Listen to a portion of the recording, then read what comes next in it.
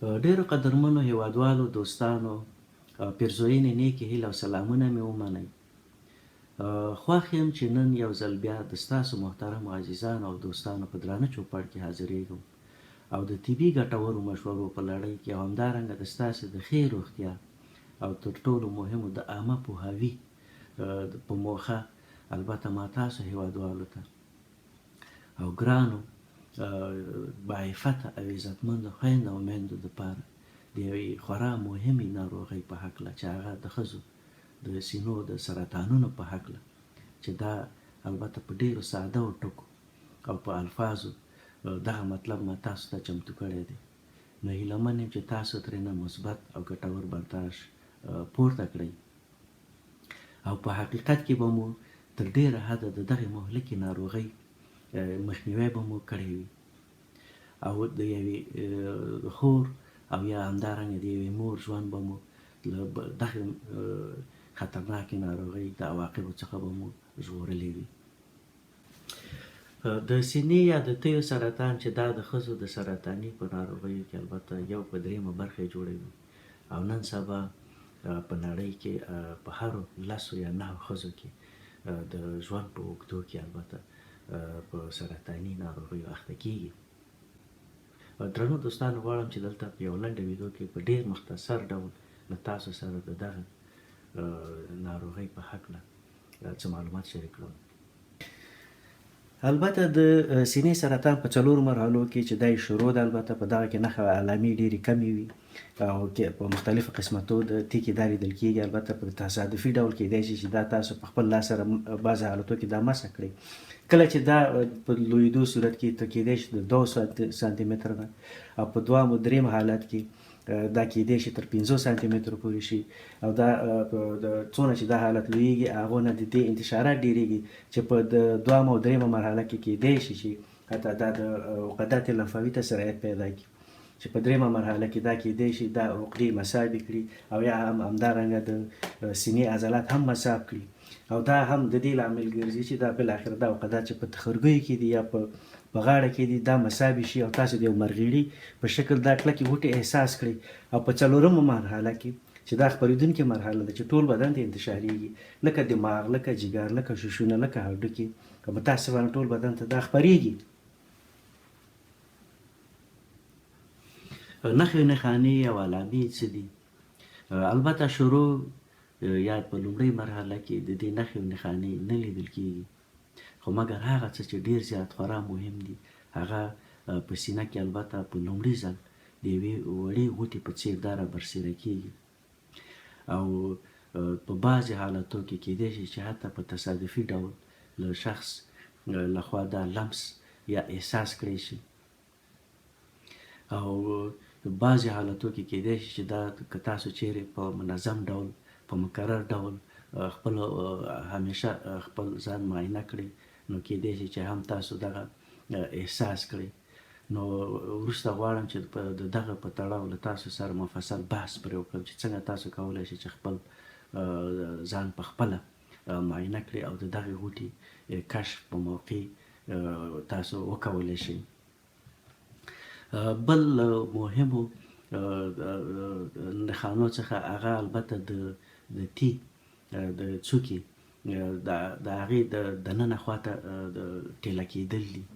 دا داسې ښکاري لکه چا چې په ګوته البته دا دننه فشار ورکړی وي یا دننه ننوتي وي، یا همدارنګه د تی د څوکو د رنګ د تغییرېدل، کله کېدای شي هم د هغې د پوټکي د خشکي یا د وچوالي په څېر هم دا سربیرې شي او همدارنګه نورې نښې هم مختلف دردونه دي چې دا په مختلف شکل دا احساسېږي چې د درانه دردونو څخه تر سوزشه پورې دی احساسوي. او کله هم تی لکه د مالټې یا د نارنج په څېر البته لکه د هغې د پوټکي په څېر سوري سوري هم پکې د لورایه ښکاري. البته دا مختلفو مرحلې د په مختلفو مرحلو کې دا لیدل کېږي. همدارنګه چې نور ډېر زیات مهم دي هغه البته تر دواړو سینو ترمنځ البته د هغې تفاوت یا اندازې که چیرې دا موږ او تاسې ورته ځیر شو نو هغې کې تغییرات هم راځي او یا هم په بعضې حالتو کې کیدای شي چې په تخرګي کې او یا همدارنګه په غاړه کې د غوټو احساس لکه د مرغړیو په شکل باندې غوټې پیدا کیږي. د هغې غوټو شتون هم کیدای شي چې د دغې لامل وشي. په ډیرو حالتو کې کیدای شي چې دا غوټې مربوط د سرطاني ناروغۍ نه وشي. او همدارنګه د تیو د څکو څخه د زو یا د وینو راتلل چې کله هم کیدای شي چې دغه زوی یا وینې شین بخن رنګ ولري او یا ژیړ بخن رنګ ولري. او کله کیدای شي چې د تیو څکې هم د یو زخم په څیر هم راڅرګند شي. عوامل څه دي؟ یعنې څنګه دا منځته راځي؟ یو له عواملو څخه هورموني عوامل دي چې یعنې په هغه مېرمنو کې چې د ښځینه هورمونونو تغییرات یا جګوالی دلته مطرح وي. پخوا کې هغه مېرمنې چې هغوی د حاملګۍ ضد دارو درمل کوي او همدارنګه په هغه جونو کې چې هغوی په کم سنۍ کې دی په بلوغت رسیږي، یعنې د دوی هغه میاشتنۍ مریضي یا عادت ماهوار راځي. او همدارنګه په هغه مېرمنو کې چې هغوی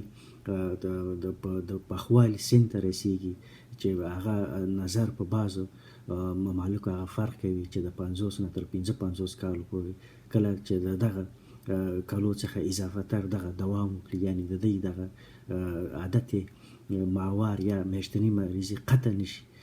یعنې د مینوپوز دوره کې، نو دا حالت هم کیدای شي چې د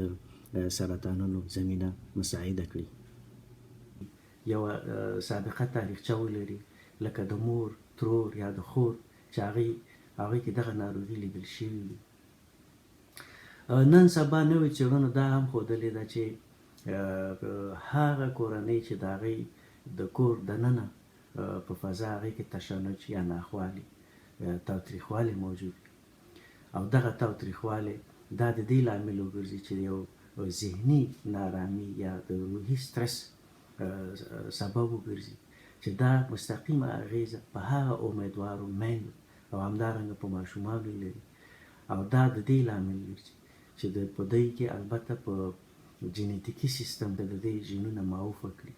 یا معیوبه کړي، او په آینده کې کیدای شي یو له عواملو څخه کیدای شي دغه ناروغۍ ته زمینه مساعده کړي. پخوا کې هغه مېرمنې چې د هغوی وزن زیات دی یعنې چاغې دي، هغه مېرمنې چې هغوی له ډېرو زیات د غوړ خوړلو څخه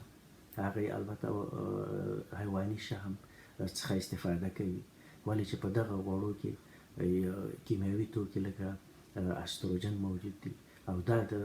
سرطان د کچې د جګېدلو لپاره هم زمینه مساعدوي.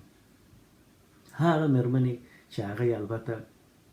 فزیکي تمرین یعنې هغوی سپورت نه کوي، کار نه کوي، پیداروي یا پلي ګرځېدل نه کوي، نو دغه مېرمنو کې هم کچه لوړه وي. هغه مېرمنې چې هغوی ناوخته ودېږي، هغه مېرمنو کې چې هغوی البته یا اولاد نه غواړي او یا همدارنګه اولاد نه لري، په هغه مېرمنو کې چې هغوی اولاد لري او هغوی ته د لنډې مودې دپاره دوی د خپلې سینې شیدې ورکوي، یعنې کوښښ وکړی شي چې دلته باید البته د اوږد مهال لپاره خپلو اولادونو ته شیدې ورکړی شي. دلته کچه البته ټیټېږي د دغې ناروغۍ، ولې چې د دیني له اړخه هم تاکید شوی دی چې یو مور باید کوښښ وکړي چې خپل ماشوم ته تر 2 کالو پورې البته شیدې ورکړي. سپارښتنه: له ټولو میندو او خویندو څخه هیله من یم چې کله د دوی عمر یا سن له 10 کالو څخه اوړي، حد اقل د میاشتې یو ځل دوی البته خپل ځان په خپله معاینه کړي، یعنې له هرې میاشتنۍ مریضي، یعنې د ښځینۍ میاشتنۍ مریضي یا عادت ماهوار چې څوک ورته هم وایي، د هغې له یوې هفتې له تېرېدو څخه وروسته تاسو کولی شئ چې خپل ځان په خپله معاینه کړئ. که چیرې د کومې غوټې احساس تاسو د سینې په داخل کې البته احساس کړئ، ستاسو لپاره البته لومړنۍ سپارښتنه زما دا ده چې کوښښ وکړئ له وارخطایي څخه کار وانخلئ، ولې په دې چې ډېرې زیاتې نورې دغسې غوټې یا د غوټو شتون هغه د دې پورې البته تړاو نه لري چې هغه به 100% د سرطان ناروغي وي. نو هیله مې دا ده چې په دغسې وخت کې تاسو کوښښ وکړئ چې یو نږدې ډاکټر ته مراجعه وکړئ او خپل معاینات تکمیل کړئ. که څه هم د دې ناروغۍ په هکله خبرې په خویندو یا په میندو باندې البته رواني له اړخه یا هم دا چې د روحي له نظره کیدای شي چې دوی ته څه مشکلې تمامې شي، خو بیا هم یادونه کوم چې له نیکه مرغه اوس مهال یا نن سبا البته د تیو د سرطان د ژر تشخیص په خاطر البته ډیر زیات طبي وسایل موجود دي، او که تاسو خپل هم په دې کې کوښښ وکړئ چې خپل زر احساس کړئ، دا به نو هم ستاسو سره ډیره زیاته مرسته وکړي. او په خوا کې البته ډیرې ښې درملنې موجودې دي چې 100% کیدای شي چې د دغې ناروغۍ تداوي سبب وګرځي، او د دې له اړخه تاسو بالکل مطمئن اوسئ. ډیرو درنو قدرمنو هیوادوالو او عزتمندو میندو او خویندو، البته راتلونکی مطلب چې د دې ناروغۍ دوهمه برخه چې هغه به د معایناتو او همدارنګه په خوا کې د تشخیص او د درملنې په هکله وي، نو غواړم چې ډیر ژر له تاسو سره دا خپل ګټور معلومات شریک کړم. نور مو په پاک رب العزت سپارم. خدای دې وکړي چې د صحت او د راحت په جامو کې پټ اوسئ. وسلام.